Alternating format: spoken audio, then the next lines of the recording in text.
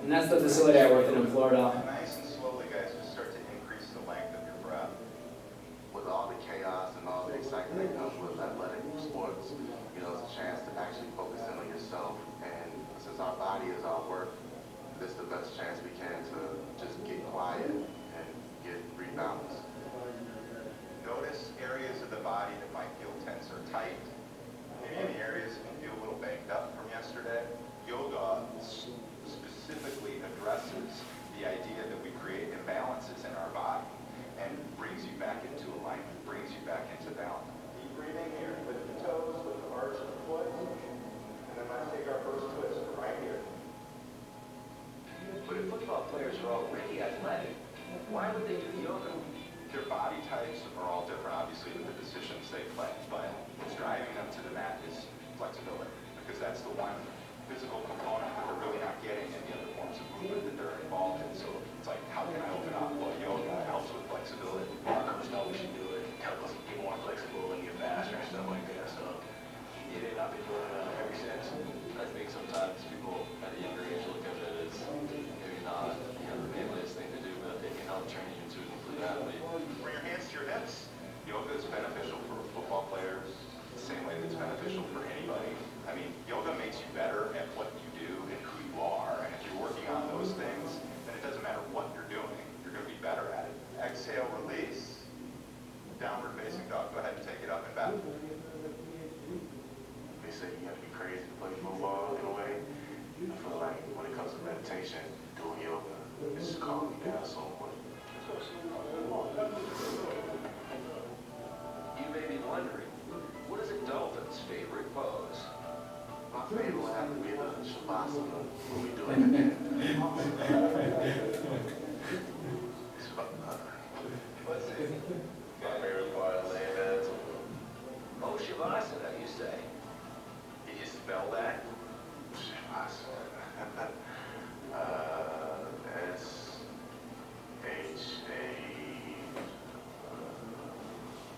Sanana.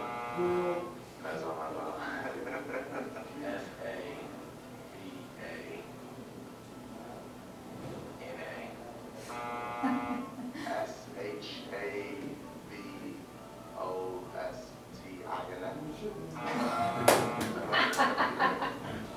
I'm not even going to start. Shavasana. S-A-V-A-S-A-N-A.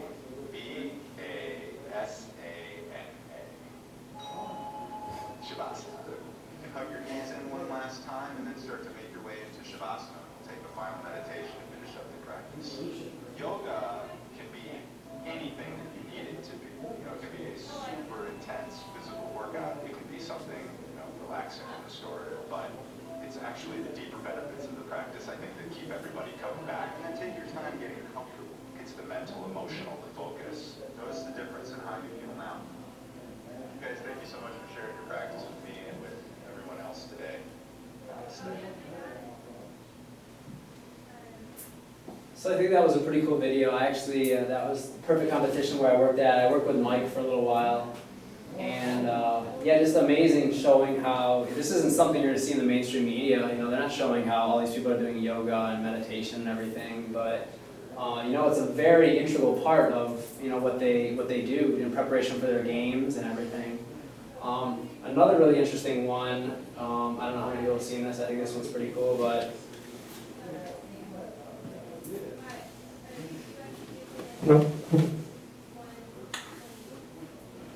so that is Kareem Abdul-Jabbar, and this is Bruce Lee's.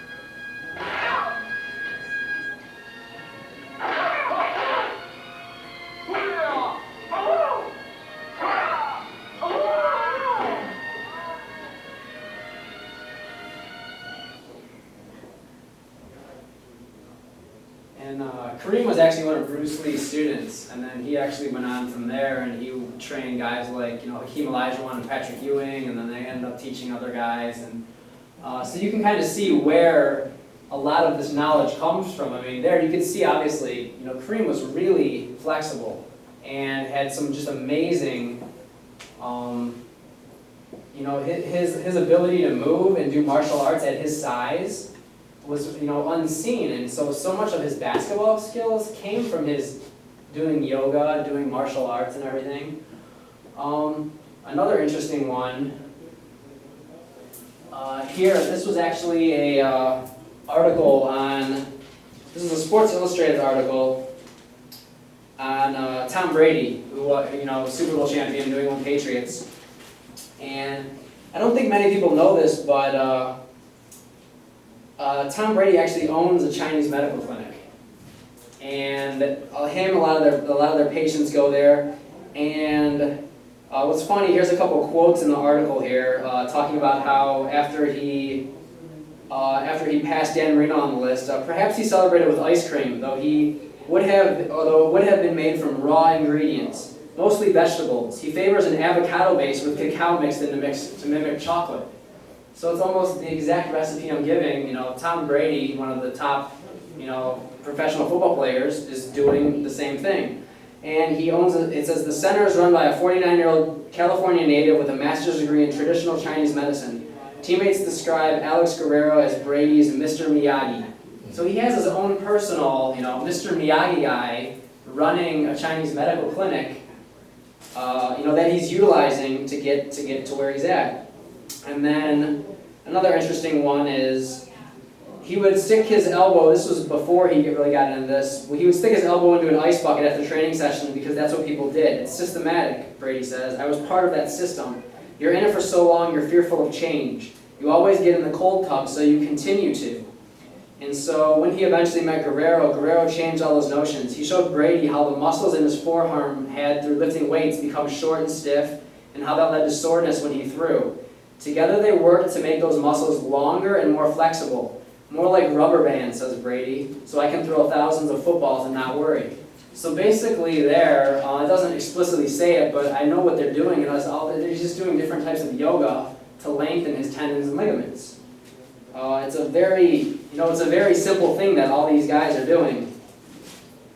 And let's see, there's another one here about his diet. In the summer, when it's time for cold property foods, his diet is mostly raw.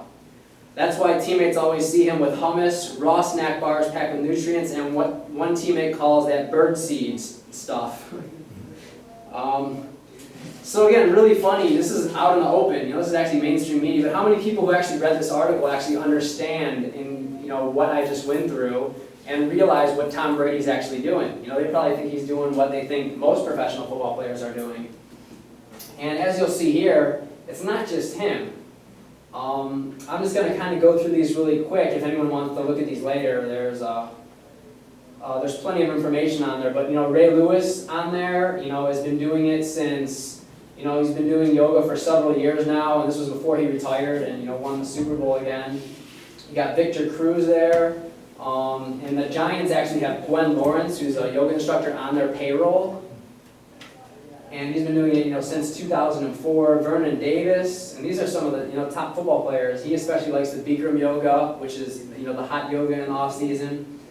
The New Zealand All Blacks rugby team, and they ended up hiring Lindsey Benn to do, a lot of the yoga with them, just because, everyone's starting to do this. Everyone realizes the benefits of it. Evan Longoria, third baseman for the Tampa Bay Rays. It's just, in order to have more flexibility in any kind of sport, or just in life in general, it's going to give benefits that, until you've experienced it, you can't realize how important the idea of flexibility is. Even, Mike Krzyzewski, the Duke and USA basketball coach here, doing yoga. Obviously, they're, doing some of the stuff with his players too. And Kevin Garnett, who is, with Brooklyn Nets, and he's been doing yoga since 1995. And quoted in the book, Real Men Do Yoga, I'm zeroed in on the game and have my mindset on what I need to do. So it's not just the health benefits of yoga, being able to lengthen and increase your tendons and ligaments, but just the mental ability of playing sports. Shaquille O'Neal, right there, went to Cleveland Yoga during the season. And I have a feeling too, when he was with Phil Jackson and Kobe, Phil Jackson, known as the Zen Master, worked with Michael Jordan and Scottie Pippen, and then with Shaq and Kobe. And what are they doing? You can look at the articles. They're doing yoga and meditation and mindfulness, and the best teams ever, and some of the best players, they're all doing the exact same thing. Kevin Love, who just got traded to the Cavs, has been doing it since 2001. He works with, Ken Kadich. He also works with, Dirk Nowitzki and Baron Davis. LeBron James, right there, doing yoga with some kids at a charity event. Some, basic stretches, and, I know he's been doing it for a while. One of my friends who I work with at the NFL Combine actually did yoga with the Miami Heat before and after games the whole time he was there. So again, just really interesting how a lot of different of the top professional athletes all seem to be doing the same thing. So one thing I just wanted to get on is that the idea of the yoga asana, it's just one aspect of yoga, and that's just the stretching part. So let's see, the original definition here, which I actually really like, this is from Andrew's book. This is The High Stakes Journey to Freedom. And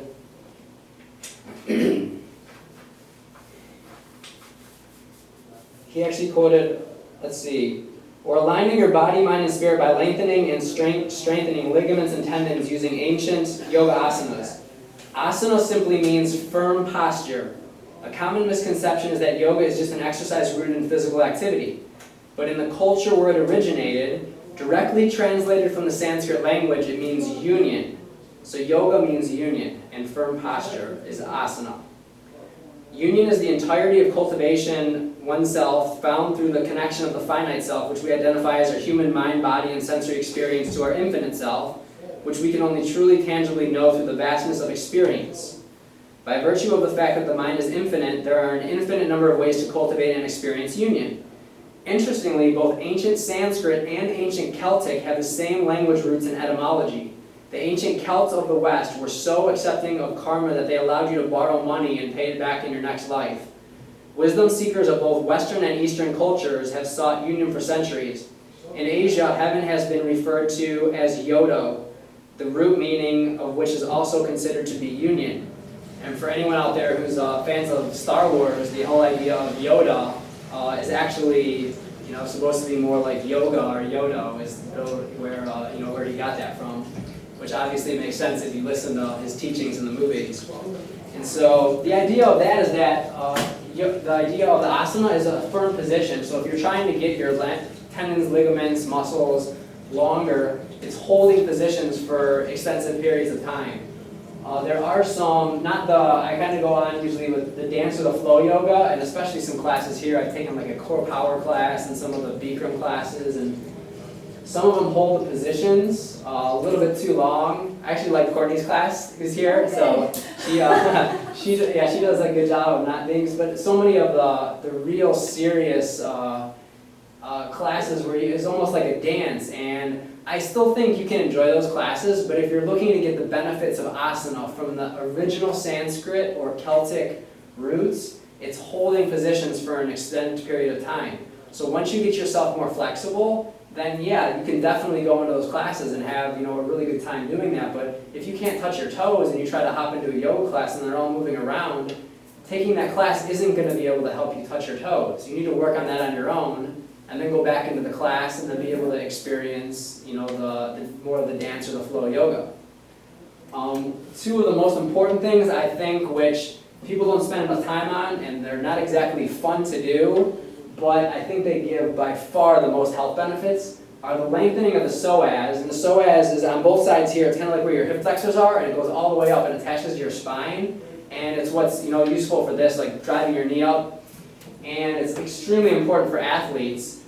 And if you want to know if your psoas is short or not, if you can't do the splits, which I'm finding most people can't do, then you probably need to lengthen your psoas, because every little inch that you're out of alignment is putting that much pressure on your back.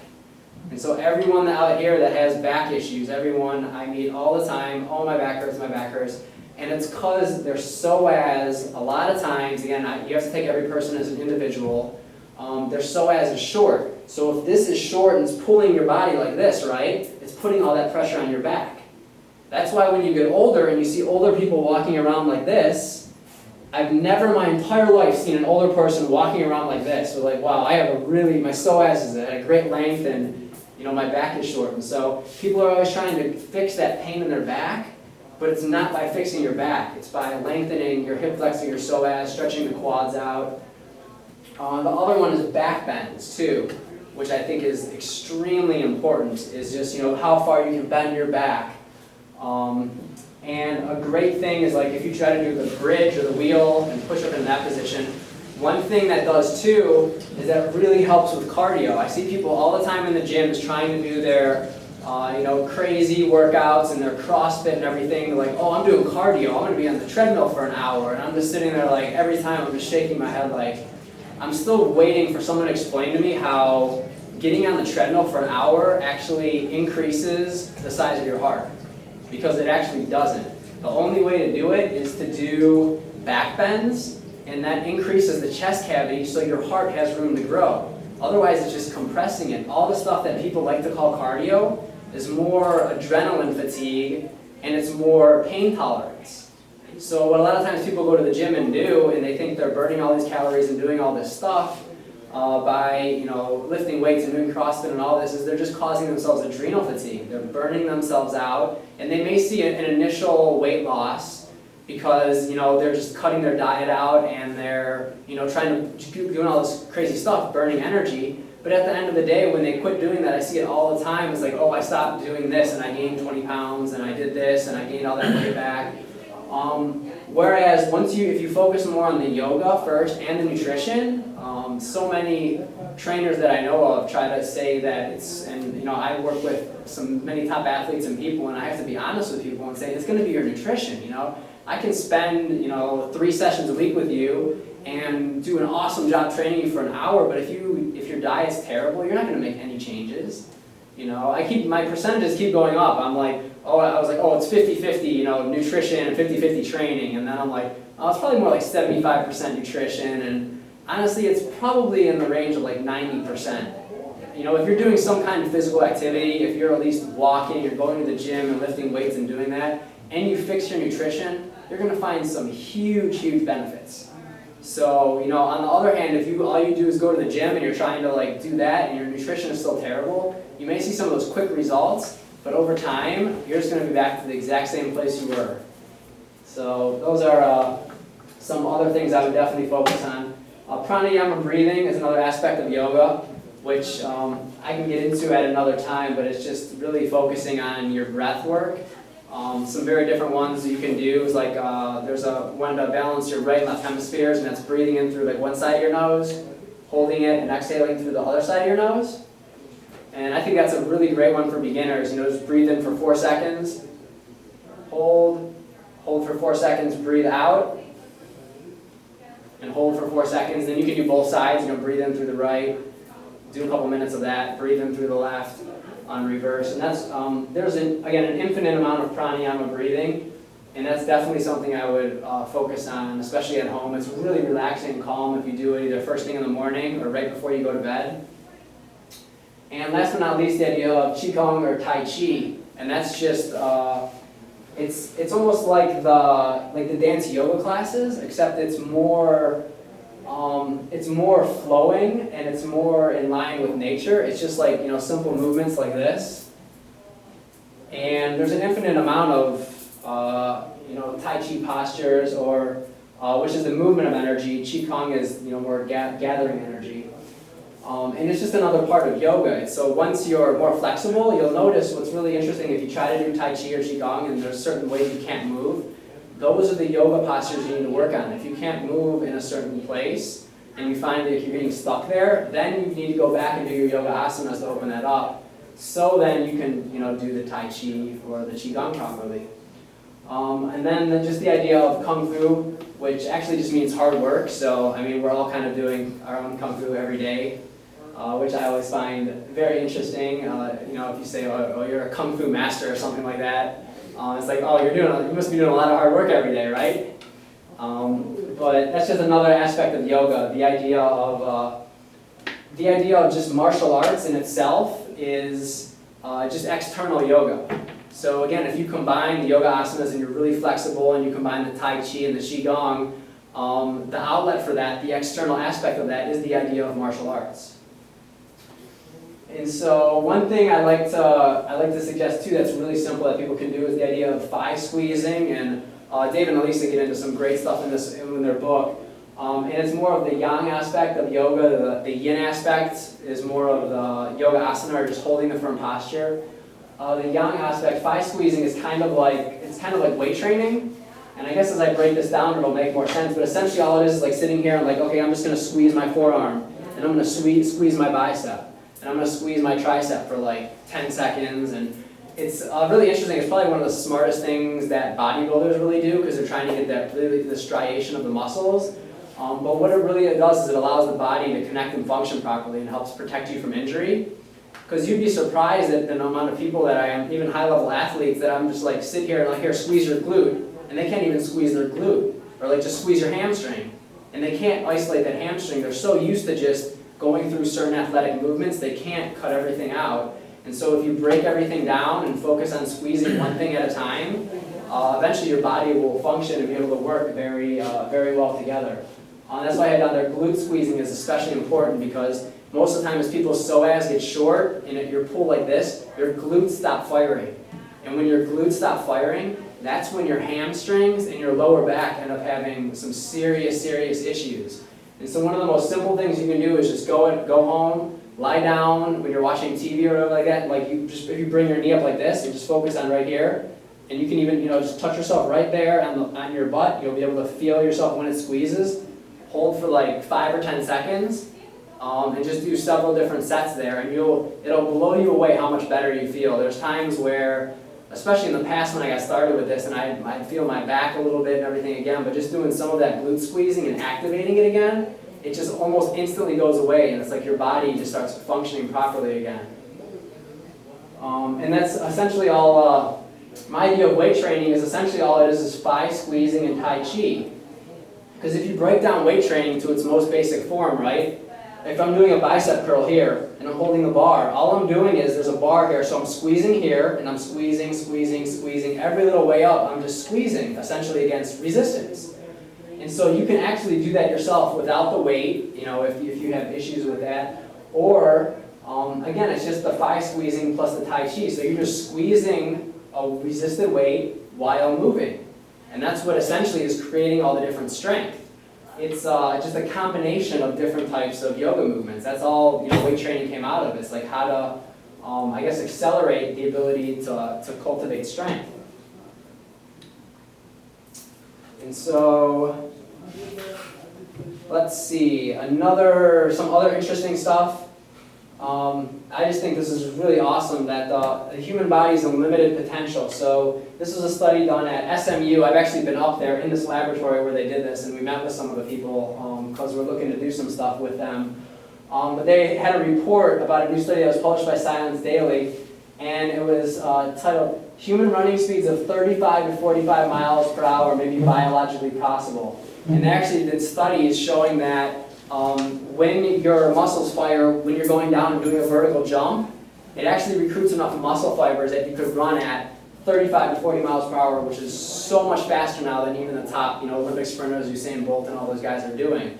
So it just shows really the limit to human potential, or the fact that there really is no limit to human potential, even where we're at right now. It's really getting, the biggest thing with running, the reason why people aren't running faster is the universe ends up being self-protecting. So if your body's only able to handle a certain load, you can't run faster than that speed because your body will know it'll injure itself.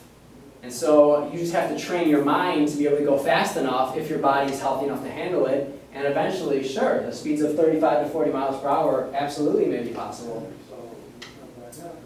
And then let's see, a couple other things I just wanted to chime in on real quick is, yeah, the minerals that I do like, the longevity minerals here at Brave New Books, I think were probably one of the best additions you can make, especially just the amount that's in, the lack that's in the food, and then especially if you're switching over to do more of the distilled water and the juicing, you really want to make sure you get all those minerals. Try a mineral supplement, and the one I use, I have my parents use it, my dad's having good results with the longevity one. We sell it at the clinic to a lot of our patients, which is pretty cool.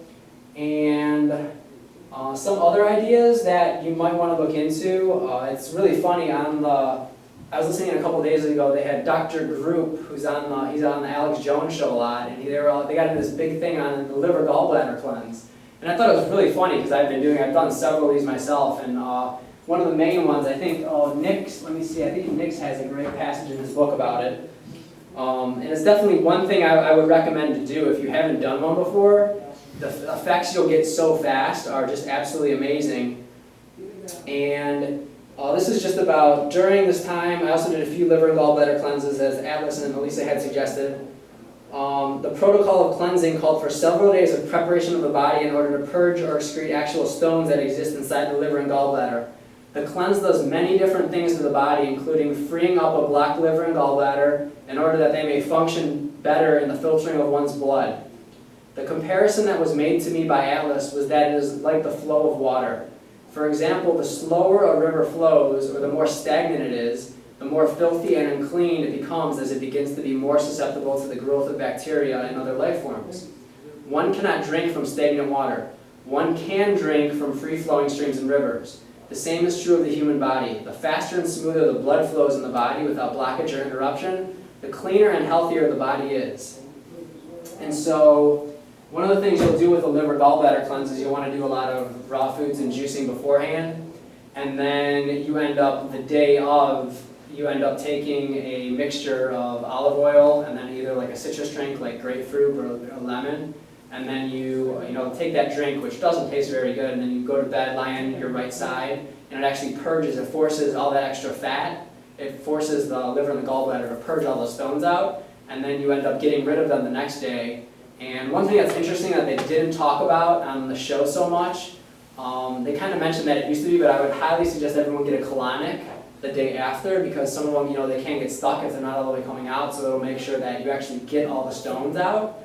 And I've done several of these already, and it's amazing how much better you feel. Like, you don't realize that you actually have organs until you get one of these done, and it's just like, oh my gosh, where did this extra room come in? And I would go to the gym next day and I'd be like so much more flexible in like my lower back or wherever, just by getting all this stuff removed.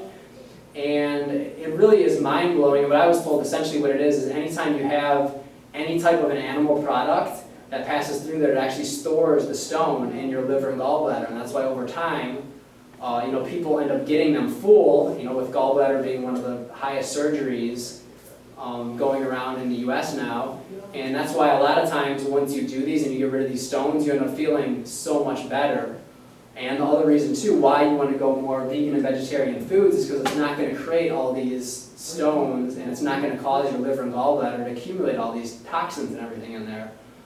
So it is your filter system. The human body is absolutely amazing at being able to filter the garbage that we put in it, that I've put in it, that everyone's put in it from the time they were younger, and they're kids and they're getting fed all this stuff. But once you realize, like, wow, I've really put my body through a lot, maybe I should start treating it, you know, nicer, and the benefits that you get from that, again, you have to experience it. It's just so absolutely amazing how much better you feel by putting, you know, the vegan, the raw food, the high biophotonic energy into your body. You know, until you start experiencing that on a daily basis, it's really hard to, I guess, explain to everyone. But I would just suggest start making some changes, and that's what a lot of times people get so addicted to it. They just want more and more. Like the greatest thing I've learned from my teachers is that there's no ceiling to health.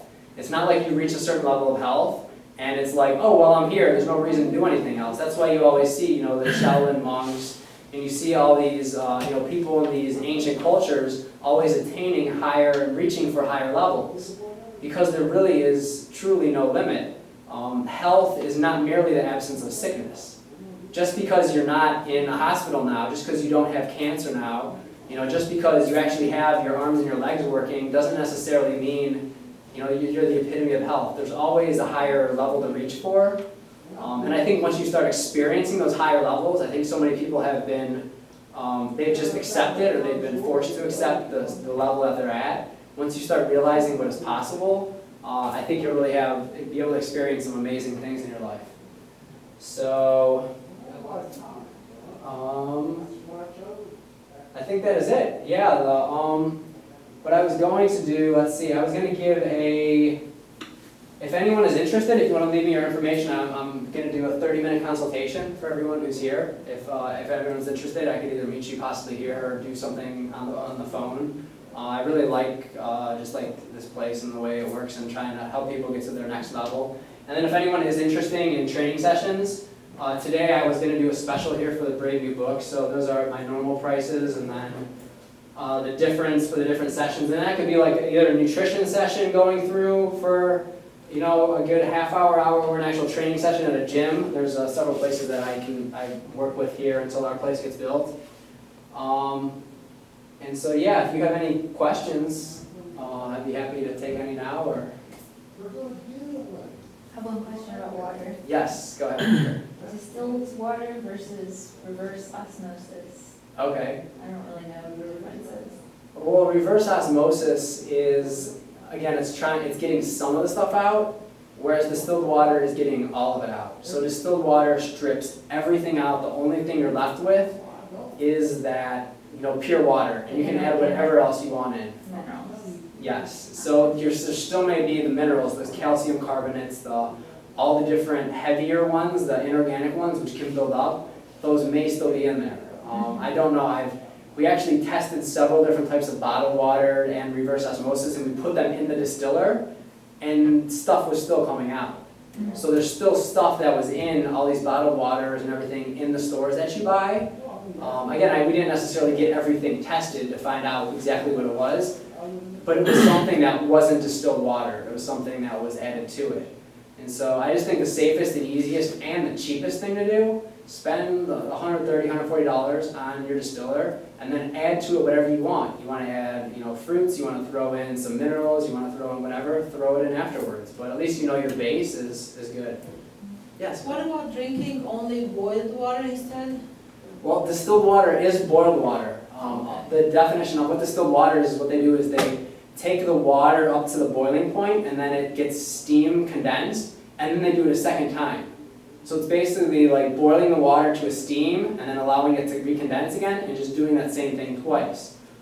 So if you don't have the distiller at home, or if you just want to boil it on the stove, it's funny, I keep talking to everyone's grandparents, and they're always like, oh yeah, my grandparents used to do this when I was younger, or my grandma used to have distilled water, and she used to boil the water for us. And I think it's just really funny how, like, over the generations, like, that idea just kind of disappeared. But boiling is definitely a good idea. If you can do that, absolutely. A lot of times that's why they say to do it with, like, all the baby formulas. Like, you have to boil the water first and then do it, because they don't want anything else in there.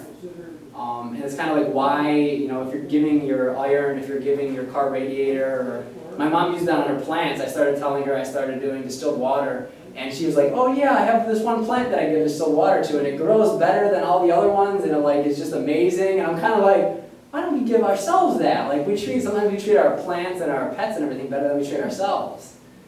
But yeah, for that, absolutely. If you can start boiling your water, that's probably a great place to start, sure.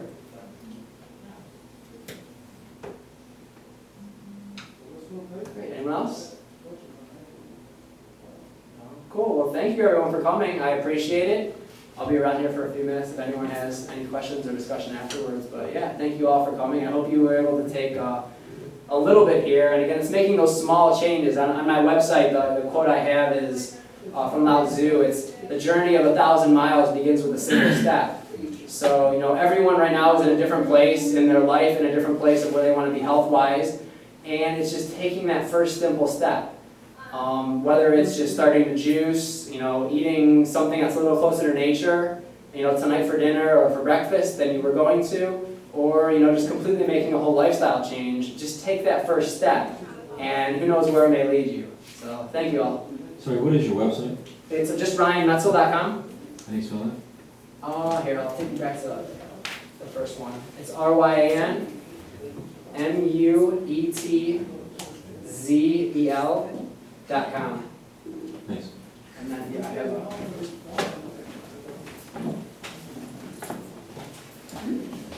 what was your name? Russell. Russell, Ryan. Nice to meet you. What? I just have the Jack LaLanne. Jack Simple, LaLanne, yeah. it's good. It's Yeah. relatively good, it's well priced, right? Yeah, it's cheap. It's at Walmart. It's really cheap. And it has the motor hustle. And I get nothing from Walmart. The only thing that's great about Walmart is you can actually just take stuff back once it breaks. Yeah. So, Keep the box, right? Keep the box. I'll totally do that, yeah. I was like, I have to get the value out of this thing, so. Juicing, I'm gonna start cucumber and. Cucumber and celery are the Celery base, yeah, and base, then yes. you can usually add stuff in there and it ends up being really good, whatever. You wanna add apples or I love oranges or, cucumber and celery. that's perfect. Yeah, that's probably the most alkalizing thing you Probably can. because it's, yeah, so alkalizing. Yeah. I need it, it's so refreshing and so satisfying. hydrating. Oh, What definitely. is this? Oh, juicing. Oh, this was really awesome, informative and inspiring. Thank you. Cool, absolutely. It's funny you were talking about the SOAS, I was just on the structural integration Facebook page, you know? Oh, yeah? Talking about the SOAS and how, you know, a lot of cultures, it's like the muscle of the soul. Yeah, It's like all your tension. So as in the sacrum. everything, yeah. It's the second strongest tendon in the body next to the Achilles. Yeah, it is the strongest actually, just because you walk around on it all day. Nice.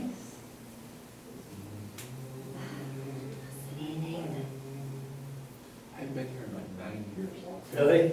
Yeah, I'm excited. I'd love to do a consultation with you here. Oh, sure. Yeah. First, So I want to Absolutely. see. I want to just, I yeah. bet you this happens.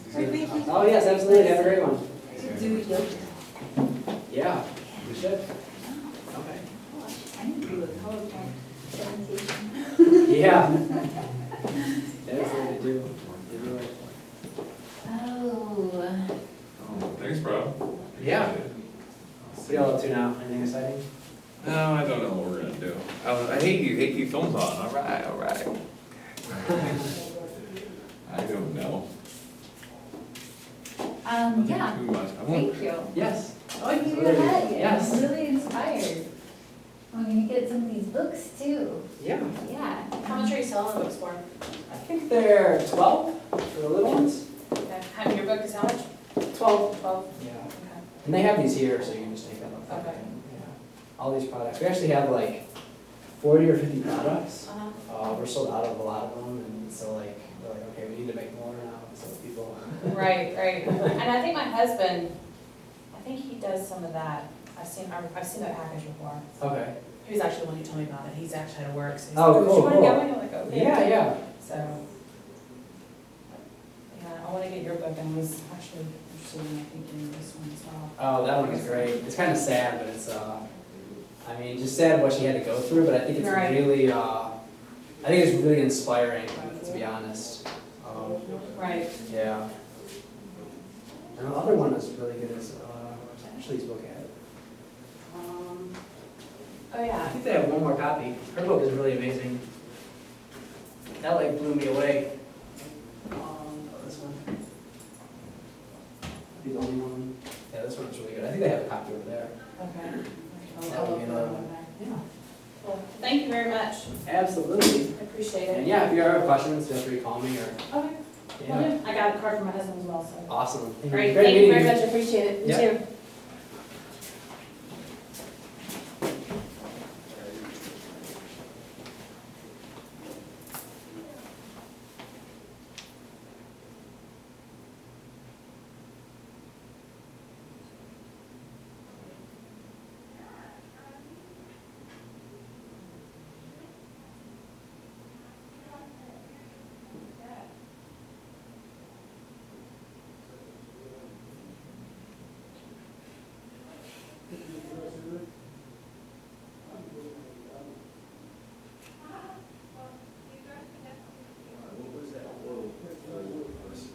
Oh, yeah, you want to pull that up again?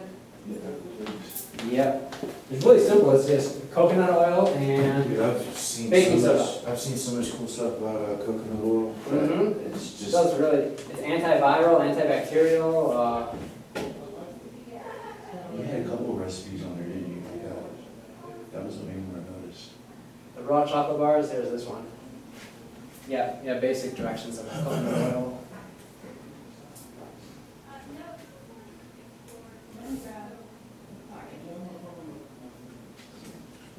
Yeah, we go our lives poisoning ourselves. I heard something really interesting in this where it was basically like we go our whole lives making money and then figure out what we're at that middle point. Yeah. And then spend that second half of our lives trying to fix what we do. Into the first half of the lives, oh, that's genius, but yeah, totally.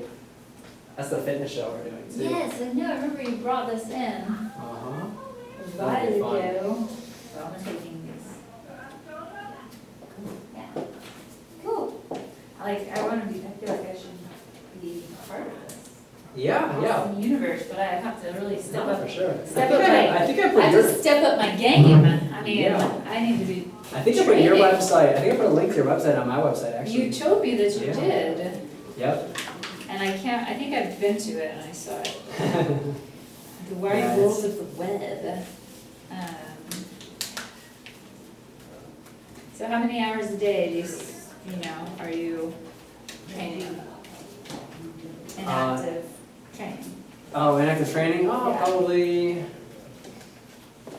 3 to 4 per day, so, That's a lot. yeah. 7 days a week. Well, not Sunday, and not, So you probably half. 3 to 5 days a week. Yeah, that's about right, yeah. All right. What's the further up horizon for you though? We just want to get the medical center going, I think is what our plans are.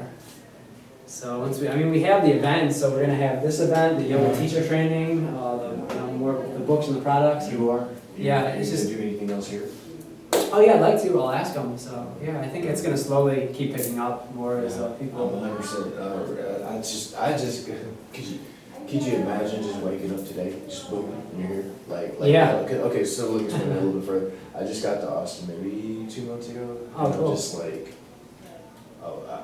I'll give you an early experience when I first got here. I was walking, smoking a cigarette, which I'm working on, and saw a girl like grab a shirt and wrap her face with it, and I'm like, never had that reaction from anyone in my life. Yeah. I'm thinking, I'm such an asshole. I didn't even mean to walk by, you know what I mean? But like, Yeah. it's the level of health conscious people here. Oh, it's very health conscious, that's And- why, yeah. And then I couldn't have really been in that environment anywhere else because people aren't thinking Sure. mind, body, and soul anywhere else. I mean, yeah, you might have a whole Promution and you might have a little Whole Foods there or something, but it's just, that's No. just like, It's part of the culture. That's why everyone's so healthy here, because it's kind of like the thing to do. You know, if you're in a different place, they do different things here. right, People go out on the weekends. They end up spending time outdoors, yeah. and they're really interested in taking care of themselves and Yeah. being healthy.